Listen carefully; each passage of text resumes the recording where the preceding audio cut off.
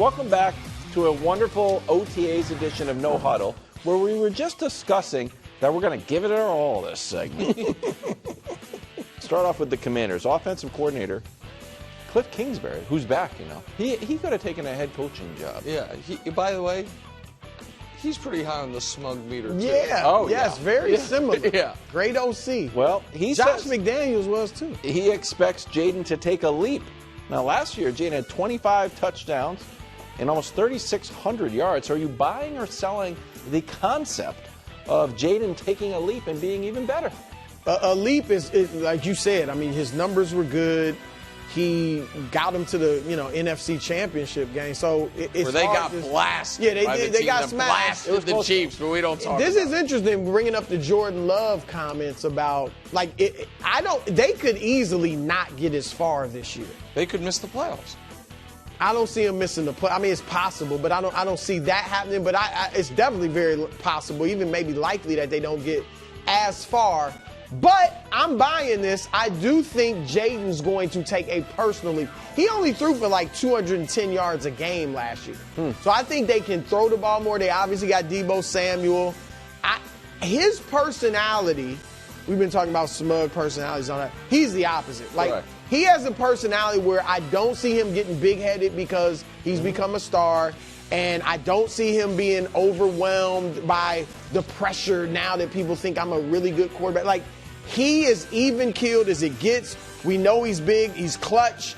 I actually do expect him to improve and be better this year than he was a year ago. As far as not getting a big head in his personality, I think actually his really close, almost protective relationship with his mom probably will help with that. I know that's become kind of like an internet punchline about his mom being so involved, but I think whenever you have people around you that have known you forever, especially that are older, not like buddies, you know what I mean? It keeps you pretty level-headed. With that said, I don't even think that's the goal. I think the goal for whether he probably doesn't think this way. If I'm a Commanders fan, I'm like, hey, let's just avoid sophomore slump. Yeah. If he was the same, right, he was the same, we will take it. And now I think it's, for a team perspective, is kind of a cousin to the Niners question we did yesterday. The most likely option is probably door number 3. But if you were like, they're either going to get as far as they did in the playoffs last year, conference championship game, or miss the playoffs, I would think it's more likely they miss the playoffs. And door number 3 is probably the most likely. Make the playoffs, win a round, or lose in round 1. But I think for any quarterback that vastly overachieves their first year as a starter, you just hope they don't take a big step back. It's very rare, sorry to invoke Mahomes, but someone does what Patrick did, where it comes on the league, his first year, it's like, the best first-year starter ever, and then year 2, win the Super Bowl. Like, the only way you could trump it. That's very, and nobody's even surprised. Right. And so I think a lot of guys, like, just maintain should be the goal. Yeah, Mac Jones made the Pro Bowl and then fell apart. Yeah, he wasn't. Yeah, it was never the same. Well, we don't know yet. By the way, can I tell you guys Long something? runway. Hubs sent us a sheet, one sheet for every team, like off-season acquisitions, losses, blah, blah. I am even more bearish on the Niners because the first player listed on major off-season acquisitions for the Niners was Mac Jones. Like, man, oh man, they lost half their defense, and their biggest addition was Mac. He didn't make it. The NFL made it. Wow. Look at it. Yeah. I like it. Well, look what they did for Sam Darnold. That's exactly right. They could resurrect his career. Exactly right. Lions head to Detroit. Lost both coordinators. Win total at 10.5 after winning 15 games last year. Wait, Aiden Hutchinson is back and is the defensive favorite to win Defensive Player of the Year. Really? Yes, he's the favorite. That was we were almost going to do that story 3 times. He's gonna be finally got it in. I'll not to encroach onto DraftKings marketplace, but if anyone wants to make those bets with me personally, I'll be the house for those. Is that allowed? Do you need a gambling license? Wow. Let's not get into Scratch that from the edit that on the delay. Are you buying or selling that Detroit stays dominant? I'm selling. Now, I'm not saying they're not going to make the playoffs. They were 15-2. All right? I think the loss of their two coordinators is going to be big. Aaron Glenn, Ben Johnson. Leg looks skinny. Aiden Does a little. I do like Aiden. I don't know that I see him. He could obviously be Defensive Player of the Year, but Aiden's coming back on a mission. I do like that. But that division is so tough. And I think they'll make the playoffs, but I don't think they're going to be running through the league. And their schedule is a monster. Outside of their division, they got the Rams, the Buccaneers, the Eagles, the Chargers, Houston, and Kansas City. Yeah. So, I don't see 14, 15 wins. No, the problem for that schedule, if you look at it, is how many can you be like, oh, lay up the Giants game and the Browns. Those are the only, like, layups. All divisional games are tough. You know what I mean? In any division, particularly that one. The Steelers late in the year, the fact that, I guess that's in Detroit, so when it is in the year doesn't matter as much. But the fact that the Steelers game is one of your easier games, theoretically, speaks to that. Listen. Can I go just on the schedule before you go? That Week 2 game, if Ben Johnson goes into Detroit and, like, hangs 30 points on them. With a trick play? I think that will be demoralizing. And then you go to, I think this could get, and then you're headed to Baltimore. Right. I think you could get off to an ugly start based on that game. I'm just worried about a de facto kind of Super Bowl hangover. Yeah, a little bit. 2 years ago, they're this close to making the Super Bowl. Dan Campbell's like, we might never be there again. They're like, no, we can be. They are the best team in their conference start to finish. They're the ones with the bye. They play a de facto playoff game in Week 18. They play great. Then they play their worst game of the year in the playoff game, and they're one and done. And then you lose both coordinators. And we've talked a lot about Ben Johnson, understandably, but I think Aaron Glenn's excellent as well. Mm-hmm. And the flip side to your coin of Ben Johnson was the tactician, but Dan Campbell was the motivator. Agreed. But it also means you lost both your tacticians. Yeah. And so, that's so. And they got a very good quarterback, Jared Goff. He's not like Mahomes, Lamar, Burrow. No, he's not a guy that you just Allen. know if he's what healthy, they're gonna do. He's going to be dominant. Yeah, so I'm selling. Okay. I also, maybe it's just the black. Which one? The first one. The It's the leg in the black sleeve. That just doesn't look black great. But again, black is slimming. slimming. I understand. Houston.